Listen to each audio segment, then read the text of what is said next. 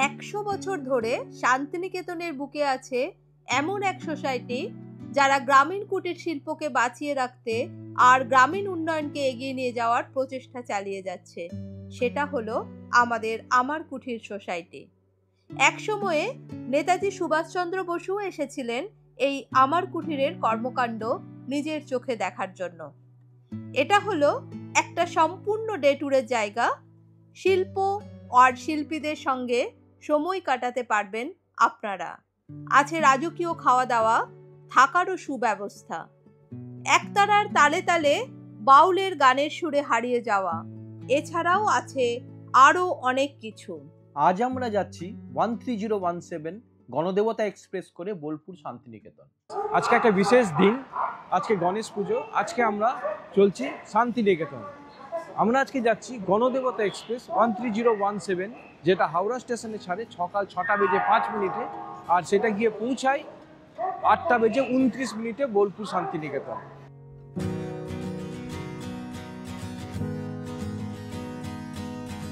আমরা 8:45 নাগাদ বোলপুর রেলওয়ে স্টেশনে নেমে গেলাম। ট্রেনটা মিনিট 15 মতো লেট করেছিল, কিন্তু ভালো ছিল।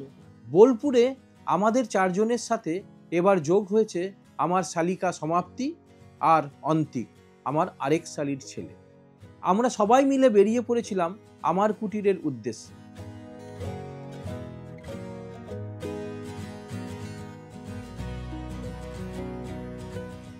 গণদেবতা ট্রেন থেকে নেমে আমরা সোজা আমাদের বাড়িতে গেলাম। সেখান থেকে ফ্রেশ হয়ে আমরা আমাদের গণেশ পুজোতে নিজেদের পার্ট নিলাম। গণেশ পুজোর হয়ে যাওয়ার পরে আমরা একটু বেরোলাম। আমরা এসেছি আমার কুঠিতে, যেখানে আমার কুঠির সাথে সবাই, মানে আমি বলবো না যে তোমরা প্রথম শুনছো, আমার কুঠি অনেক পরিচিত নাম। বাট আজকে আমরা যেটা দেখতে যাব সেটা আমার মনে হয় খুব কম ভিডিওতেই তোমরা দেখে থাকবে। এদের ভিতরে যে কিভাবে কাজকর্ম হয়, একটা সোসাইটি কিভাবে চলছে, সেই সমস্ত আমরা খুব সামনে থেকে দেখব এবং তোমাদেরকেও দেখানোর চেষ্টা করব। আমার কুঠিরের এই স্থানটার সাথে স্বাধীনতা সংগ্রামের সাথে ওতপ্রোতভাবে জড়িত আছে। রবীন্দ্রনাথ ঠাকুর যখন নিজের মনের মতো করে শান্তিনিকেতন শ্রীনিকেতনকে গড়ে তুলছিলেন, সেই সময় তার অনুপ্রেরণায় স্বাধীনতা সংগ্রামী সুসেন মুখার্জি 1923 খ্রিস্টাব্দে গড়ে তোলেন এই আমার কুঠির। 1932 সালে স্বাধীনতা সংগ্রামীদের আশ্রয়দানের অপরাধে সুসেন মুখার্জিকে কারাগারে কাটাতে হয়। কারাগারে থাকাকালীন ওনার সাথে পান্নালাল দাশগুপ্ত, মণি গাঙ্গুলির মতো স্বাধীনতা সংগ্রামীদের পরিচয় হয়। 1938 সালে ইংরেজ সরকার বিপ্লবীদের মুক্তি দেওয়া শুরু করেন। ছাড়া পেয়ে শুরু হয় আমার কুঠিরের কাজকর্ম।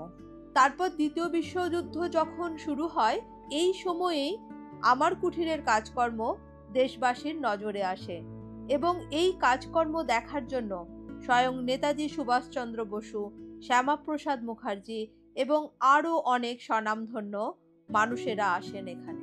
স্বাধীনতার পর প্রাক্তন বিপ্লবী ও সমাজসেবী পান্নালাল দাশগুপ্তর প্রচেষ্টায় 1978 সালে আমার কুঠির সোসাইটি ফর রুরাল ডেভেলপমেন্ট নামে কাজকর্ম শুরু হয়।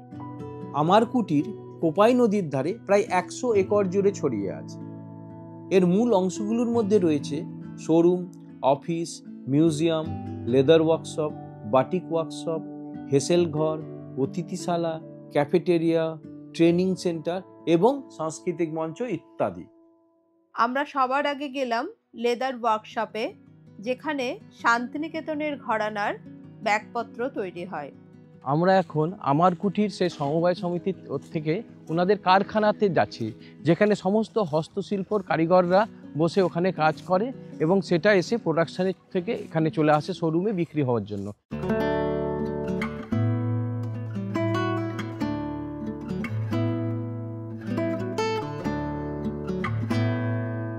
এখানে আমাদের আজকে ব্যাগ বানানোর প্রসেসটা বললেন এখানকার কারিগররা। এখানকার বেশিরভাগ চামড়া আসে চেন্নাই থেকে।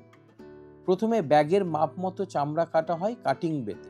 তারপর সেই চামড়ার উপর কোনো ব্যাগের কি ডিজাইন হবে সেটা একটা ছাঁচ রাখে একটা প্রেসার মেশিন দিয়ে চাপ দেওয়া হয়, যাতে ডিজাইনটা চামড়ার গায়ে স্থায়ীভাবে বসে যায়। এভাবে? হ্যাঁ, এরকম রাখা।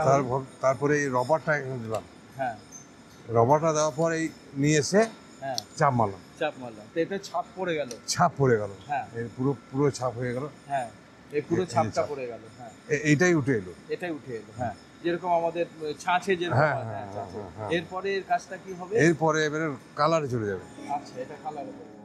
এরপর সেই ডিজাইন করা চামড়া কালার বেতে নিয়ে যাওয়া হয়, সেখানে মহিলারা হাতে কাপড়ের তুলি দিয়ে এই চামড়াগুলো রং করেন। আমরা যে ওখানে প্লেন চামড়াটা দেখাতাম সেটা ডাইসে এনগ্রেভ, মানে ওটা ডাইসের মধ্যে ছাপটা চলে আসে, সেই ছাপটা এখানে আমাদের কালার বেতে চলে আসে, সেই কালার বেতে এই দিদি এখানে কালার করা হয়।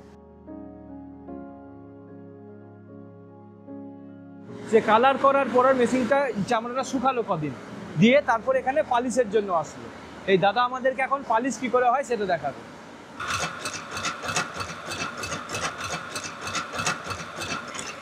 কি সুন্দর পালিশ হয়ে গেছে, এই যে যেরকম পালিশ করার পরে কতটা শাইনিং বেড়ে গেছে। পালিশ করা চামড়া পরে একটা মেশিনে নিয়ে গিয়ে পাতলা করা হয়, না হলে ব্যাগ বানাতে গিয়ে ফোল্ড করতে অসুবিধা হয়। কিন্তু হঠাৎ বিদ্যুৎ চলে যাওয়ার আমরা সেই কাজটা দেখতে পাইনি, তবে যিনি এই কাজটা করেন উনি আমাদের বুঝিয়ে দিয়েছেন। এই যে চামড়াটা যে আমরা নিয়েছি, এই চামড়াটাকে ওখানে আমরা পাতলা করা হলো, পলিশের পরে পাতলা করা হলো, পাতলা করার পরে এই ফ্রেমটা এখানে রাখা হলো, সেই অনুযায়ী এখানে আমাদের এই যে ফোমটা আছে, ফোমটা কেটে এখানে কাটা হলো, দিয়ে এখানে এই যে হচ্ছে ফোম, এই ফোমটা সেই নিজে মাপে কেটে নেওয়া হলো। কেটে নেওয়া হওয়ার পরে এর যে ভেতরেও লাইনিং লেগে গেল, ফোম লাগার পরে লাইনিংটা লাগানো হবে, লাইনিংটা লাগানো হওয়ার পরে এখানে এই যে এগুলো দেখা যাচ্ছে, এখানে যে ফুটো আছে এই অনুযায়ী এখানে বোতাম লাগবে, আর এই জিনিসটাকে ফোমে লাগানোর পর এই জিনিসটা এরকম একটা ফরম্যাটে আসবে, দিয়ে এটা এরকমভাবে একটা ফিনিশ প্রোডাক্ট তৈরি হবে। আমরা এরপরে একটা বড় লেডিস ব্যাগ বানানো দেখছিলাম। সেখানে প্রসেসড দুটো চামড়াকে প্রথমে সেলাই করে তার মধ্যে মাপ নিয়ে স্পেশালি বানানো লাইনিংটা আঠা দিয়ে লাগানো হয়। এই দিদি এই ইয়েটাতে এটা আঠা লাগাচ্ছে, দিয়ে আঠা লাগিয়ে এরপর লাইনিং লাগাবেন। আঠা লাগানোর পর চামড়ার ধারে ভাঁজ করে হাতুড়ি দিয়ে মেরে মজবুতভাবে জোড়া হয়। সবশেষে সেই অংশগুলিতে আবার সেলাই করা হয় মজবুতির জন্য, সাথে হ্যান্ডেলও জোড়া হয়। যখন পুরো সেলাই হয়ে যাবে, সেলাই হয়ে যাওয়ার পরে এটা ফাইনাল কিউআরে যাবে, কোয়ালিটি কন্ট্রোলে চেক করা হবে, কোনো আঠা টাটা লেগে থাকলে, কোনো জায়গায় সেলাই খোলা আছে কিনা, বা কোনো কিছু যদি গ্যাপ থাকে, কিছু একটা কমি থাকে, তার জন্য সেটা ফাইনাল কোয়ালিটি কন্ট্রোলে চেক হয়ে সেটা আমাদের শোরুমে চলে যায় বিক্রির জন্য। এই আমার কুটির সোসাইটির এটা একটা পার্ট, সেখানে ফ্যাক্টরিতে আমাদের ইনহাউস কী করে ব্যাগটা তৈরি হয় সম্পূর্ণ আমরা দেখালাম। তো আমরা দাদাদের সাথেও সেজন্য একটা ফটো তুলে নিলাম, যাতে আমাদের স্মৃতিতেও থেকে যাবে যে দাদারা আমাদের এত সুন্দর করে বুঝিয়েছে, আর একটা ব্যাগ তৈরি করতে যে এতজনের সাপোর্ট লাগে এখানে না আসলে বোঝা যেত না।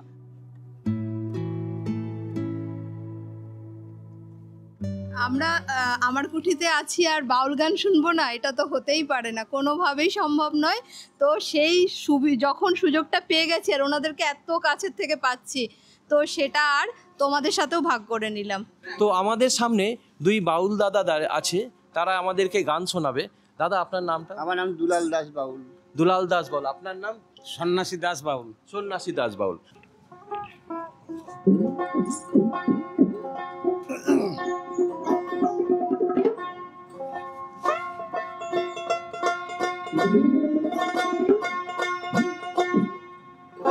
আমি তাই তো পাগল হলাম না, আমি তাই তো পাগল হলাম না, মনের মতো পাগল পেলাম না, আমি মনের মতো পাগল পেলাম না। ও দেখি নকল পাগল সকল দেশি, ও দেখি নকল পাগল সকল দেশি, আসল পাগল পাইল না, এবারে হেঁটে আসল পাগল পাইল না, মনের মতো পাগল পেলাম না, আমি মনের মতো পাগল পেলাম না।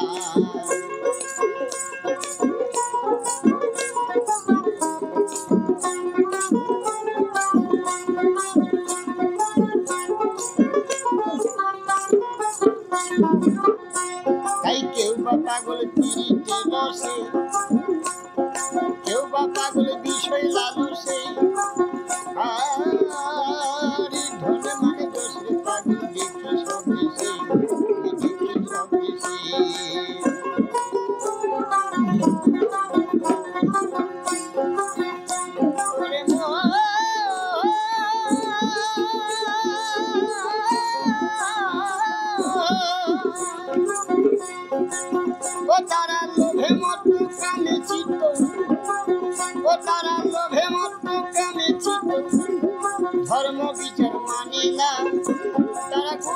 সে মানে না, মানে না, না না না, মনির মতো পাগল পেলাম না, মনির মতো পাগল পেলাম না।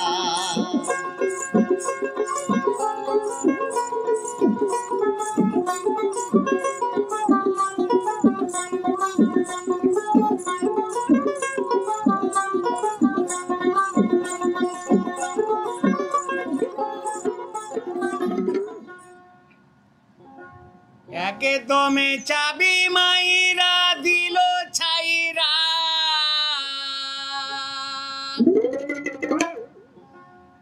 একদমে চাবি মাইরা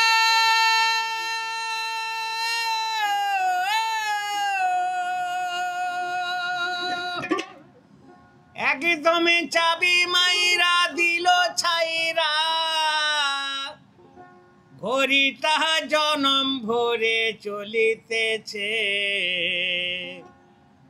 মন আমার দেহ ঘড়ি সন্ধানে করি, বলো বলো কোনে মিস্ত্রি বানাইছে, মন আমার দেহ ঘড়ি সন্ধানে করি, কোনে মিস্ত্রি বানাইছে, মন আমার দেহ ঘড়ি একদম চাবি মাইরা দিল ছাইরা, একদম চাবি মাইরা দিল ছাইরা, ঘড়িটা জনম ভরে চলিতেছে, বলো বলো কোন মিস্ত্রি বানাইছে, মন আমার দেহ ঘড়ি সন্ধানে করি, কোন মিস্ত্রি বানাইছে, মন আমার দেহ ঘড়ি।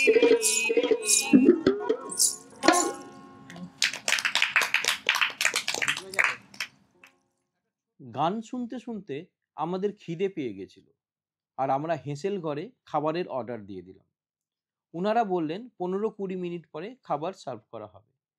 এই ফাঁকে আমরা মিউজিয়াম ও বাটিকের ওয়ার্কশপ দেখতে চলে গেলাম। আমরা এখন প্রদর্শনী কক্ষ আছে এনাদের, সেই প্রদর্শনী কক্ষতে এসেছি। তো এই প্রদর্শনী কক্ষতে কি কি আছে সেটা দেখায় তোমাদের। এই প্রদর্শনী কক্ষটা স্বাধীনতা সংগ্রামের সাথে যে আমার কুটিরে জড়িত তার কিছু ইমেজ আছে, প্লাস ওদের কীরকম করে বেড়ে চলা ভেরিয়াস ডিগনিটারিজ যারা এখানে এসেছিলেন তাদের সাথে এখানকার লোকেদের ফটো এগুলো দেওয়া আছে, আর কিছু এদের পুরনো যেগুলো তৈরি হতো আগেকার থেকে সেই জিনিসগুলো কিছু সভিনিয়ার করে এখানে রাখানো হয়েছে, সেগুলো দেখানো হয়েছে, ভালো করে সাজানো হয়েছে। এই যে বলেছিলাম যে আমার কুটিরের প্রতিষ্ঠাতা শ্রী সুসেন মুখোপাধ্যায়, সুসেন মুখার্জি বলা হয়, উনার হাত ধরে এটা শুরু হয়েছিলেন।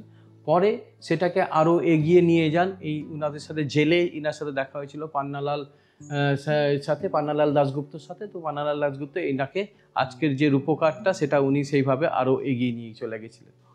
অমর্ত্য সেন এই আমার কুটিরে এসেছিলেন, তো উনার এখানে ভিজিটার বুকসে উনি কিছু লিখছেন, কিছু কেনাকাটা করেছেন, তো সেটাই নোবেল লরেট অমর্ত্য সেন।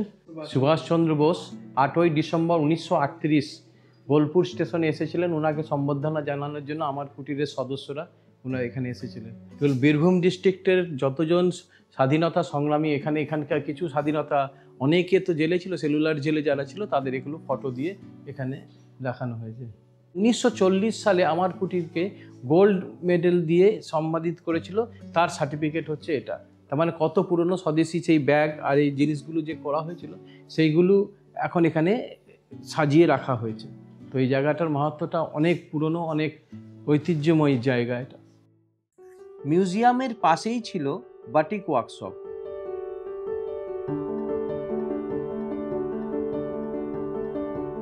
আমরা এখন এসে দাঁড়িয়ে আছি বাটিক সেকশানে।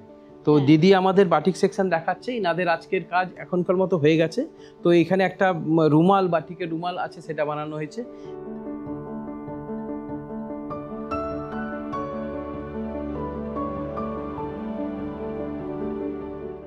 এরপরে আমাদের কাছে ফোন আসলো, খাবার রেডি হয়ে গেছে বলে আমরা চলে গেলাম হেঁসেল ঘরে খাবার খাওয়ার জন্য। আমরা এখন হেঁসেলঘর, আমার কুটির হেঁসেলঘরের সামনে দাঁড়িয়ে আছি। এদের এখানে থাকার ব্যবস্থা আছে আর খাবার ব্যবস্থাও আছে।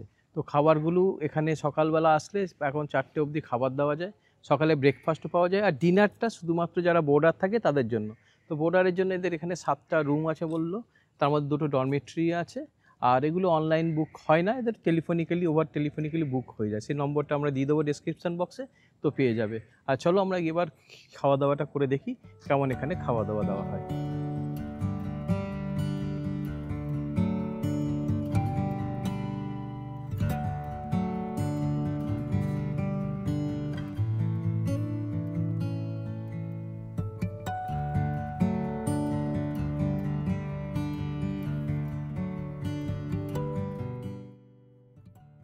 আমার কুঠিরের হেসেল ঘরে দারুণ খাওয়া দাওয়ার পর আমরা গেলাম শোরুমে সেই সব জিনিসপত্র দেখতে যেগুলো এতক্ষণ আমরা বানাতে দেখছিলাম, আর সঙ্গে আরো নতুন নতুন প্রোডাক্ট দেখতে।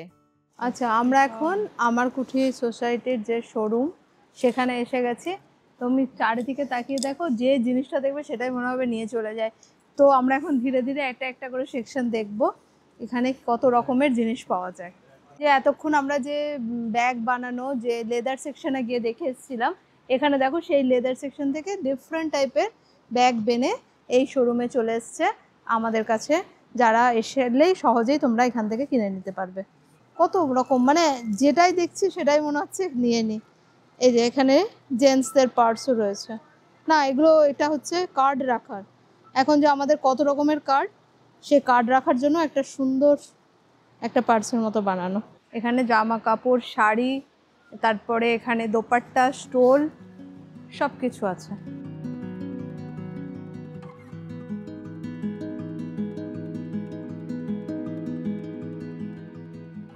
তো হাই ফ্রেন্ড, আজকে আমি তোমাদের আমরা আমার কুটিরে ভিজিট করতে এসেছিলাম।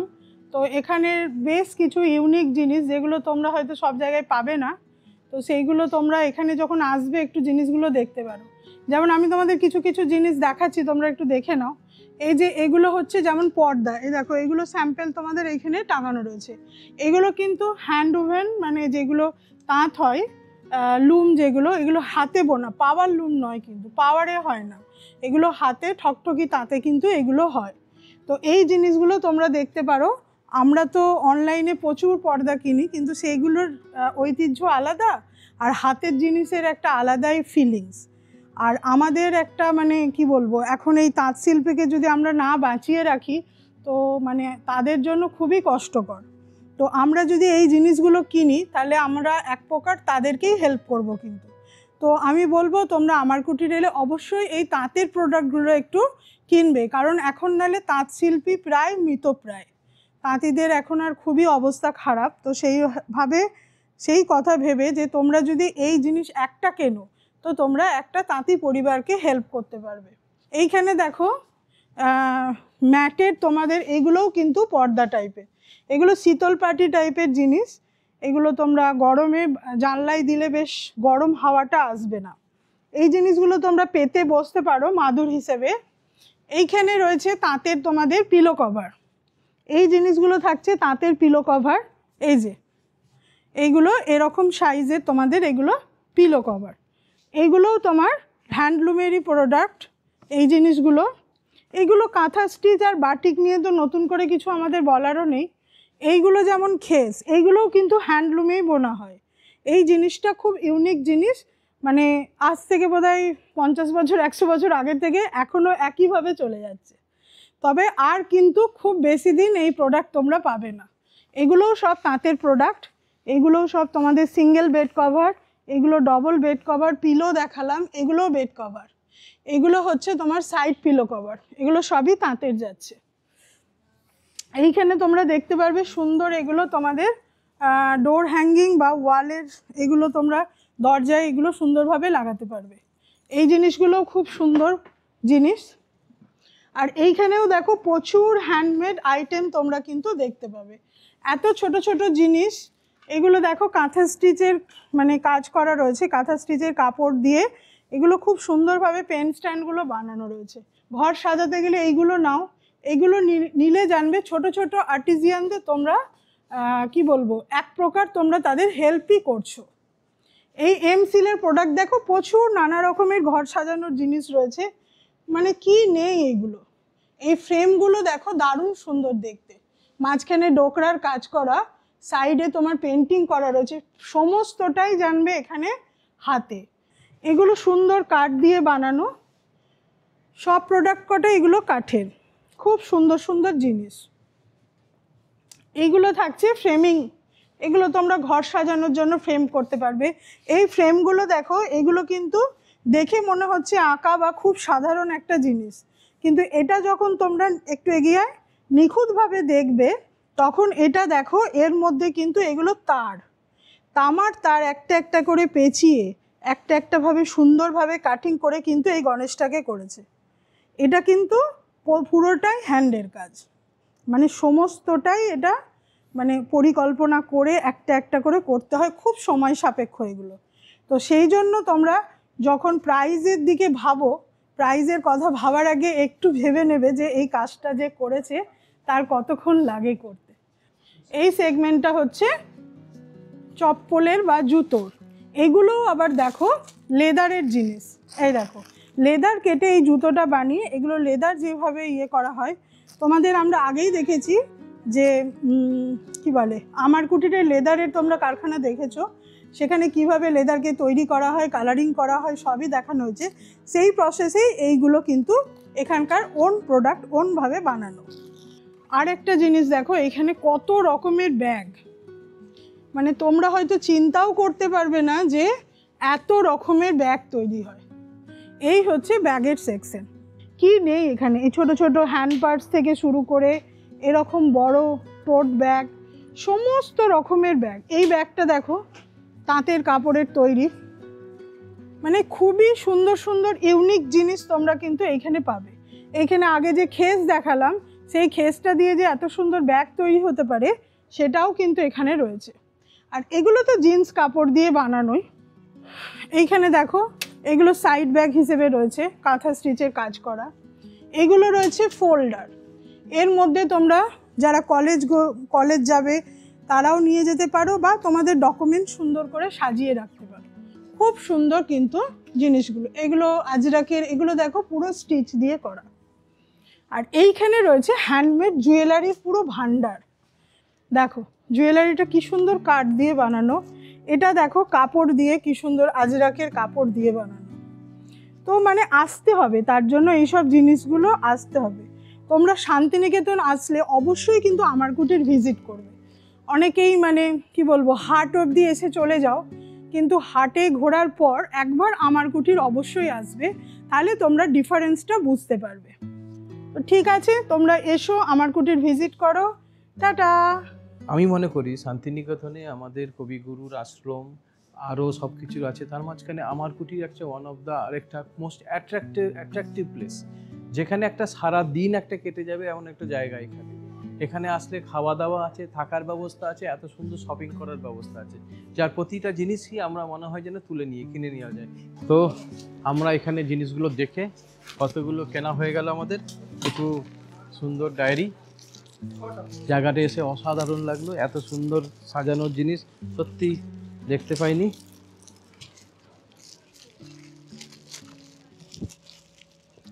আমি আগেই বলেছিলাম যে এই যে জায়গাটা সিলেক্ট করা হয়েছিল কোপাই নদীর ধারে, 100 একর মতো জমি নিয়ে করা হয়েছিল। তো আমাদের কাছেই কোপাই নদী, তো আমরা এখন যাব কোপাই নদীতে। ওখানে একটা মন্দিরও আছে সিদ্ধেশ্বর তলা, না সিদ্ধেশ্বরী তলা, সেই মন্দিরটা আছে সিদ্ধেশ্বরী তলায়। আমরা এখন যাই, জঙ্গলের মাঝখান দিয়ে মনে হচ্ছে যেন কোপাই নদীকে আমরা এক্সপ্লোর করে আসি।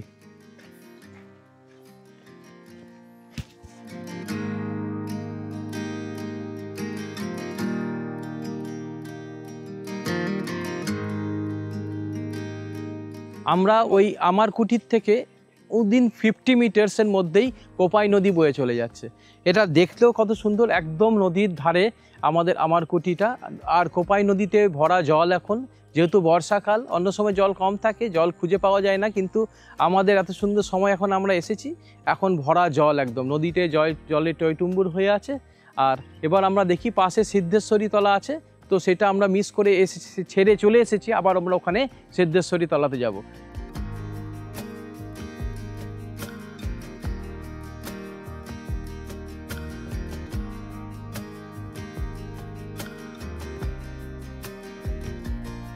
সিদ্ধেশ্বর তলায় একটা ঘট রাখা আছে, একটা শিলা রাখা আছে, এখানেই পুজো হয়। ত্রিশূল মানে হচ্ছে আছে, যখন এটা হচ্ছে বাবা শিবেরই হবে। আর অপোজিটে মনে হলো ওটা একটা শ্মশান, কেননা ওখানে একটা বসার জায়গা দেখলাম আর একটু শ্মশানের চুল্লি, কিন্তু এখন ইউজ হয় না, কোনো সময় ছিল হয়তো, যেহেতু নদীর ধারে আগে শ্মশানগুলো থাকতো, এখন সেই শ্মশানগুলো নেই। কোপাই নদী দেখে আসার পর আমাদের জার্নি মোটামুটি শেষ হলো।